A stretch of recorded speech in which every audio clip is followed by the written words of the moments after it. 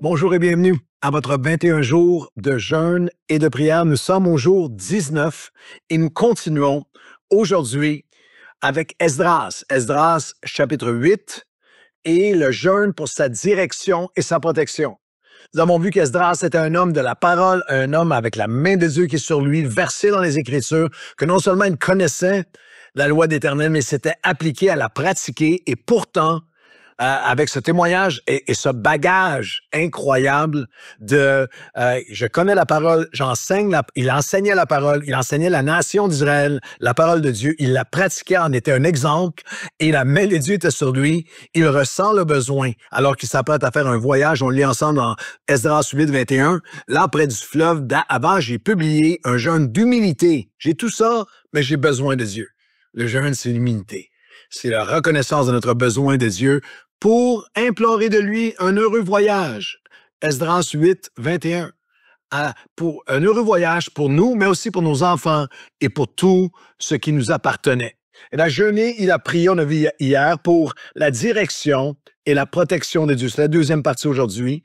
La direction et la protection de Dieu sur nos nouveaux chemins, nouvelles décisions, nouveaux moments, des moments de croiser des chemins dans nos vies, on s'arrête. Seigneur, je te présente ce projet, je te présente cette nouvelle possibilité, cette nouvelle alliance, ce nouveau partenariat d'affaires, cette nouvelle carrière qui s'offre à moi, c'est ce choix d'études, ce choix pour ma vie, pour les écoles de mes enfants, quel que soit le sujet. On va le présenter devant toi et Dieu conduira. Dieu va diriger. Et nous jeûnons également pour la direction et la protection de Dieu sur la confession de foi que nous avons communiquée. On a vu hier, il a dit, j'aurais eu honte après avoir dit que Dieu aurait ma protection, d'aller demander maintenant, changer ma parole, pour aller demander la protection du roi. Alors, c'est ça, ce désir de dire, Seigneur, ton nom est sur moi, je veux t'honorer avec mes décisions. La troisième dimension, nous jeûnons et nous prions pour sa direction et sa protection sur nos choix relationnels. C'est tellement important. Le verset 23 et 24. C'est à cause de cela que nous avons jeûné et que nous avons invoqué notre Dieu. Et il nous exauça. Tu as l'assurance que lorsque tu jeûnes et que tu pries, il y a quelque chose qui se met en marche dans les lieux célestes. Il y a des choses que tu ne vois pas avec tes yeux visibles, mais Dieu est en train d'exaucer. Dieu est en train de mettre de l'ordre. Dieu est en train de conduire, protéger, fermer des portes, ouvrir des chemins devant toi. C'est pour ça. C'est à cause de cela, verset 23 du chapitre 8, que nous avons jeûné et prié et invoqué notre Dieu, et il nous a exaucés, verset 24.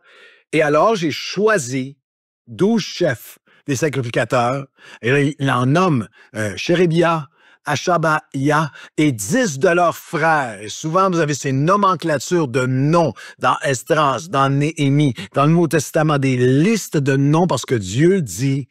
Le royaume de Dieu, si vaste et si universel, s'accomplit à travers des personnes, à travers des connexions humaines, à travers des choix relationnels.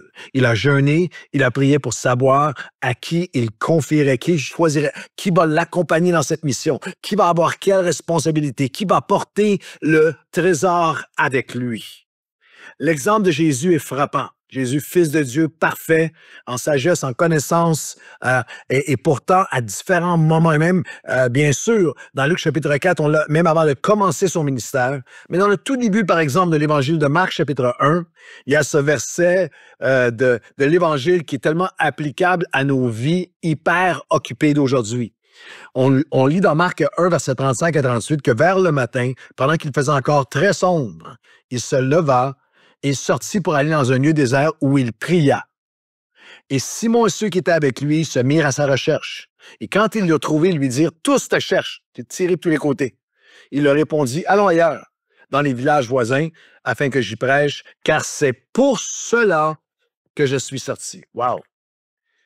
Pendant tout le matin, le soleil n'est pas encore levé, Jésus est en prière. Et le verset précédent, Dieu se sert de lui, il est rempli de puissance, il guérit, il délivre, mais il ressent le besoin de venir confier la journée, confier les relations. Et la phrase m'a tellement percuté. Les disciples le cherchent, et lorsqu'ils le trouvent en prière, quand ils le trouvent, ils lui disent « Tous te cherchent ». Et ça, c'est notre vie d'aujourd'hui. Tout le monde nous bombarde. Toutes sortes d'offres, toutes sortes de relations, toutes sortes d'amitiés, toutes sortes de contacts, toutes sortes de LinkedIn, toutes sortes de avec qui je vais être en association. Nous sommes continuellement bombardés par des offres relationnelles de tous les genres possibles. Est-ce que je peux dire ceci à ceux d'entre vous qui aspirez à servir Dieu et que Dieu va vous donner une portion dans le royaume de Dieu, des responsabilités, peut-être un impact, une influence, vous avez une portion significative pour le royaume de Dieu. Plus Dieu met sa faveur sur vous, plus vous allez marcher dans la faveur de Dieu, plus vous êtes, tous te cherchent. Vous allez recevoir toujours plus d'offres d'alliances chrétiennes ou autres, d'offres continuellement de gens qui veulent s'associer à vous. Dans le Nouveau Testament, dans les Actes, il dira, attention avec qui vous faites la main droite d'association. Esdras a prié et jeûné avant de choisir avec qui il porterait le trésor. Qui était pour être avec lui. Donc, nous lisons dans l'évangile de Luc, au chapitre 6, versets 12 et 13. En ce temps-là, Jésus s'est rendu sur la montagne pour prier et il passa toute la nuit à prier Dieu. Pourquoi? Qu'est-ce qu'il attendait le lendemain? Qu'est-ce qui était si important qu'il passe la nuit entière à prier? Quand le jour parut, Luc 6, 13, il appela ses disciples et il en choisit 12 auxquels il donna le nom d'apôtres. Avant de choisir les apôtres, Jésus passe une nuit à prier. Le jeûne et la prière pour nos choix relationnels. Ça a tellement d'impact. Bien sûr, pour ton choix, si tu es célibataire, pour ton conjoint, ta conjointe, pour qui tu vas marier, mais aussi les choix d'amitié, des choix de qui va m'entourer, avec qui va nourrir mon esprit, avec qui est-ce que je vais passer mon temps, envers qui je vais me confier, des choix, avec qui vais-je, après 40 ans de pastorat, le nombre de croyants qui ont fait de mauvaises alliances, de mauvais choix, mauvais partenaires d'affaires, mauvaises amitiés, mauvaises relations. Je me suis entouré de personnes qui murmurent, qui critiquent, qui abaissent, qui nourrissent tout ce qui est négatif en moi. L'apôtre Paul utilise un langage tellement puissant lorsqu'il dit dans 1 Corinthiens 15, 33, « Ne vous y trompez pas. Les mauvaises compagnies, les mauvaises relations, les mauvaises connexions, les mauvaises communications, les mauvaises amitiés, les mauvais liens, les mauvaises compagnies corrompent, viennent pourrir littéralement les bonnes mœurs, les bonnes intentions, le bon de Dieu en vous. Dis-moi avec qui tu marches et je te dirai littéralement avec qui tu es. Quelqu'un qui a dit, j'étais dans une conférence de pasteur et quelqu'un a dit, un pasteur a dit, je peux vraiment prédire ton futur en lisant ta main. Et là, on parle on est en train de parler de lire dans les lignes de la main. Et c'est un principe de leadership extrêmement important. Alors que, elle dit, dis-moi simplement ta main va me dire quel va être ton avenir. Dis-moi simplement qui sont tes 5 meilleurs amis en ce moment. Qui sont les 5 personnes de plus grande influence dans ta vie et je vais pouvoir déterminer quel va être ton avenir.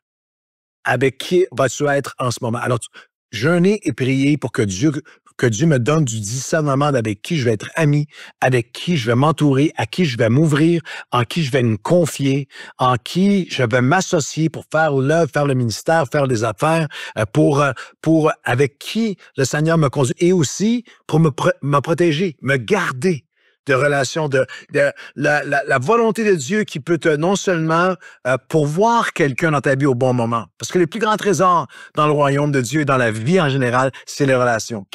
C'est les personnes. Tout le reste tombe à sa place lorsque tu es dans les bonnes relations. Et le courage, le discernement de dire cette relation-là, elle est toxique pour moi. Cette personne-là, même pendant une saison, ça a été bien, mais en ce moment, cette amitié-là me nuit, nourrit la rancœur en moi, nourrit la médisance, m'attire, corrompt, vient corrompre mes bonnes intentions, vient corrompre la volonté de Dieu dans ma vie, vient ruiner, éroder, vient gruger la volonté de Dieu dans ma vie. Alors, pour mes associations, je demande la direction et la protection de Dieu sur mes choix relationnels. Si tu le fais, sincèrement, Dieu va conduire, Dieu va diriger, Dieu va pourvoir, va faire tomber dans ta vie des personnes qui, au moment où tu en as besoin, vont être une bénédiction et les personnes que Dieu t'appelle, toi, à être une bénédiction.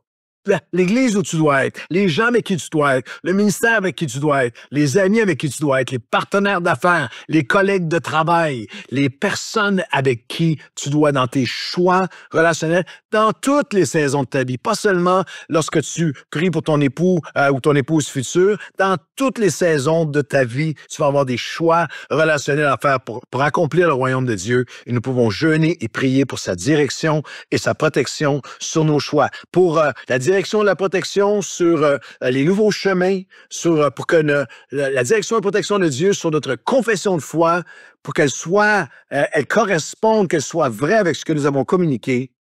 Nous jeûnons, nous prions pour sa direction, sa protection dans nos choix relationnels. Et je termine avec ceci, avec le modèle d'Esdras. Nous jeûnons et nous prions pour la direction et la protection de Dieu parce qu'il y a un ennemi qui nous combat pour nous voler ce que Dieu nous a confié. Dans le cas de Esdras, il va porter des offrandes, il va porter le trésor vers le temple. Au verset 25, il dit, « J'ai jeûné, voici pour... » Au verset 23, c'est à cause de ça qu'on a jeûné et prié. « J'ai choisi les 12 chefs. » Verset 24 et verset 25, « J'ai pesé devant eux l'argent et l'or, les offrandes. » Il a pesé. Et le jeûne et la prière nous aident, nous ramènent à ce qui a vraiment du poids, à peser les choses qui sont éternelles, à peser ce que Dieu nous a confié. Et on continue en lisant verset 28, et je leur ai dit, vous êtes consacrés à l'Éternel. Les ustensiles pour les choses saintes, cet argent, cet or, et vous, pour vos pères, pour vos familles. Verset 29, soyez vigilants et prenez cela sous votre garde, vous et les chefs de famille. Il y a quelque chose de puissant. Je jeûne et prie pour la direction et la protection de Dieu parce qu'il y a un combat. Il dira, nous lisons au verset 31, « Nous partîmes alors du fleuve d'Ahava pour nous rendre à Jérusalem. La main de notre Dieu était sur nous et nous protégea. Il nous préserva des attaques de l'ennemi et de toute embûche pendant la route. » Jeûne, prière pour la direction de Dieu, pour l'importance des vraies choses. Peser les choses éternelles. Il y a un verset dans la Bible qui dit il y a une balance éternelle. Tu as été pesé et tu as été trouvé léger. Très souvent, il est possible pour nous de devenir préoccupés par des choses qui sont de infiniment moins d'importance. Les choses matérielles, les choses de prestige humain, les choses d'être reconnues par les hommes, les choses d'avancement humain et de négliger ce qui porte un vrai poids éternel. Les personnes que Dieu nous a confiées. Je jeûne et je prie pour la direction de Dieu parce qu'il y a un ennemi sur le chemin qui essaie de me voler ce que Dieu m'a confié qui était d'une grande valeur.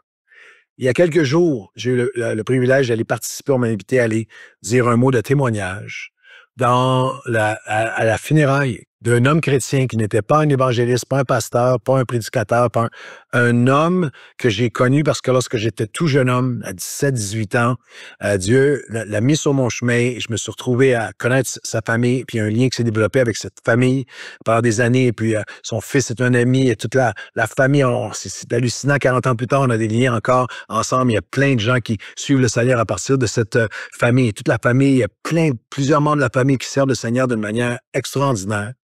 Et lorsque j'étais assis, que j'écoutais, ce monsieur qui est décédé, il a 3 enfants, mais 7 petits-enfants et 7 arrière-petits-enfants. Et un après l'autre, il y a eu 7-8 témoignages des 3 générations de ses enfants, de ses gendres, qui ont marié ses filles, de ses enfants, de ses petits-enfants, de ses arrière-petits-enfants, qui venaient témoigner de leur père, de leur grand-père, de leur arrière-grand-père, de sa douceur, de sa bonté, de son humilité, de son attention, de toutes sortes de qualités qui ne sont pas très célébrées dans notre monde actuel de pouvoir, de poings serrés, d'arrogance et de prétention, où tout le monde s'élève et se vante. J'étais assis et j'étais ému aux larmes d'entendre 3 générations faire le témoignage, l'apologie d'un homme qui a été intègre, d'un homme qui a partagé la parole de Dieu avec ses enfants, d'un homme qui a aimé, d'un homme qui était droit, qui a communiqué. Tout ce que Dieu... Et j'étais assis à ma place et je priais pour moi-même. Je prie pour vous. Seigneur, que cet homme, ce que tu lui as confié, le trésor de ses enfants, petits-enfants et arrière-petits-enfants, tu lui avais confié un trésor. Et Seigneur, il l'a gardé, il l'a protégé, il t'a invoqué, il t'a cherché. Et quel témoignage. En anglais, on dit « What a life well spent, well lived ». Quelle vie bien vécue. Garder son cœur envers Dieu chaque jour de sa vie, communiquer ce témoignage extraordinaire de génération en génération. Cet homme est un milliardaire de la grâce de Dieu. Qui est maintenant auprès de son Seigneur. J'ai partagé le verset à propos de David, l'homme selon le cœur de Dieu, dans Acte 13, où on nous dit qu'il a servi les desseins de l'Éternel dans sa génération. Il n'y a pas de plus beau témoignage. Et j'ai sorti de cette funéraille, moi qui suis un pasteur et président de toutes sortes d'associations, j'ai sorti de cette funéraille dans ma voiture en disant, Seigneur, c'est juste ça que j'aspire à être. J'aspire à être un homme qui va avoir gardé ce que tu m'as confié, avoir fait fructifier ce que tu m'as confié. Moi, les miens, mes enfants, chefs de famille, ma maison, le témoignage. Je veux vivre ma vie en protégeant les vraies choses, le trésor éternel. Alors, nous prions ensemble, Seigneur, en marchant comme Esdras, de Esdras à ce frère en 2025 qui est maintenant avec toi. Nous sommes inspirés à prier pour ta direction, ta protection sur tous nos nouveaux chemins, sur nos confessions de foi, qu'elles soient vraies, que nos décisions, que nos conduites soient alignées avec ce que nous avons confessé. Seigneur, sur nos choix relationnels, que tu nous gardes, que tu nous protèges, que nous soyons humbles, assez humbles pour te demander direction et assez courageux pour faire des bons choix relationnels. Et Seigneur, nous venons devant toi parce qu'il y a un combat sur le chemin. Et tu peux nous garder, nous protéger de l'ennemi qui veut voler ce qui est l'or éternel, le pesant d'or spirituel, le trésor éternel des personnes et les choses éternelles que tu nous as confiées. Nous les offrons à toi aujourd'hui. Conduis-nous, dirige-nous et protège-nous. Et comme Esdras, nous disons, c'est pour cela que nous avons jeûné et prié et notre Dieu va nous exaucer. Au nom de Jésus. Amen.